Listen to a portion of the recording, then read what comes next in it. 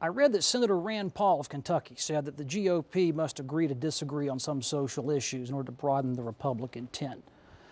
Paraphrased, if possible, what social issues could you see Republicans agreeing to call a truce on in favor of more higher priority issues?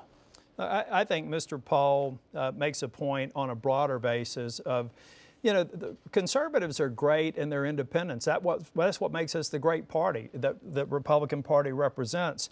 We can go into the caucus and have a difference of opinions, but we need to focus on what's really going on in this election, what's important in this election. We need to unify around the reality that President Obama and Kay Hagan are destroying this nation.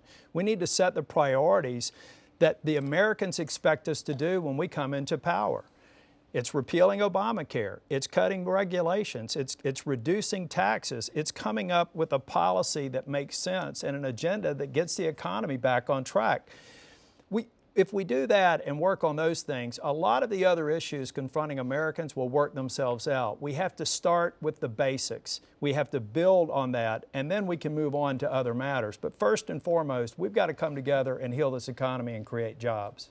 Mr. Brennan, agree to disagree, that line, what does it mean to you? Senator Paul's endorsed my campaign, number one. Number two, a Republican Party is a great party because of the love of sanctity of life. Any government does not protect sanctity of life, cannot protect liberty. So we must never run away from that. We must run towards that. Then the building coalition that wins hearts and minds is liberty and freedom. That's why it's so important to understand the legitimate role of a government.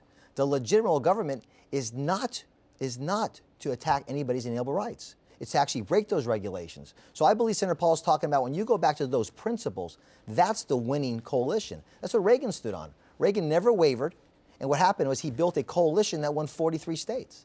And then his next time he won 49 states.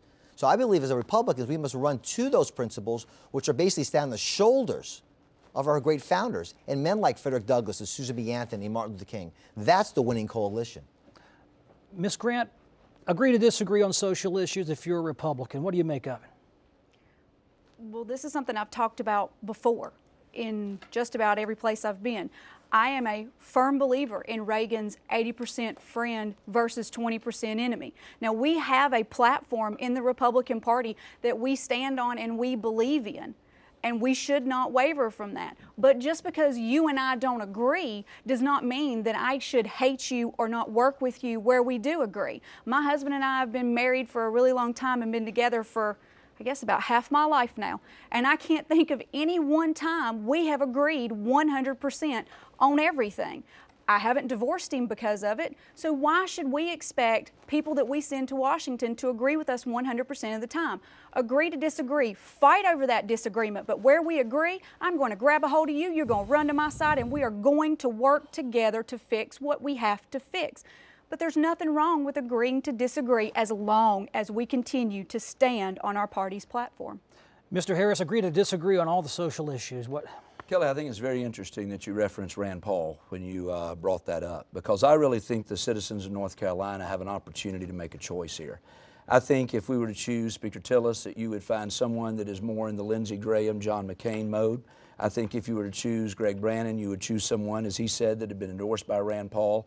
And what I believe we need in North Carolina is a United States Senator that comes from the Reagan perspective. Reagan taught all of us that to build a strong America is like building a three-legged stool with a strong domestic agenda, a strong foreign policy, and strong traditional values. And Reagan taught us, and I think we've seen that, and that's why many have said that this primary for U.S. Senate is for the heart and soul of the North Carolina GOP, and it's for the heart and soul of the national GOP even, and that is Reagan said that if you try to weaken or break off any one of those three legs, that stool will not stand.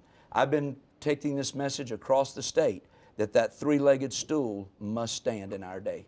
Mr. Tillis, 30-second rebuttal. You know, being conservative is something you do, not just say. And being a conservative in North Carolina and leading the conservative revolution, I've been responsible for promoting life, which is important and will be important when I become U.S. Senator. That's why I have the endorsement of the national right to life.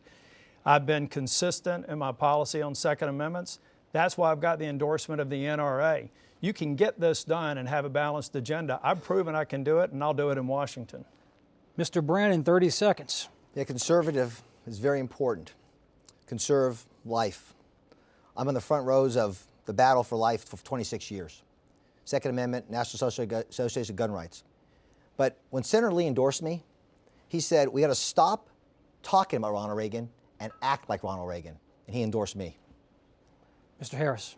Yeah, I've heard it said up here that being conservative is about what you do rather than what you say.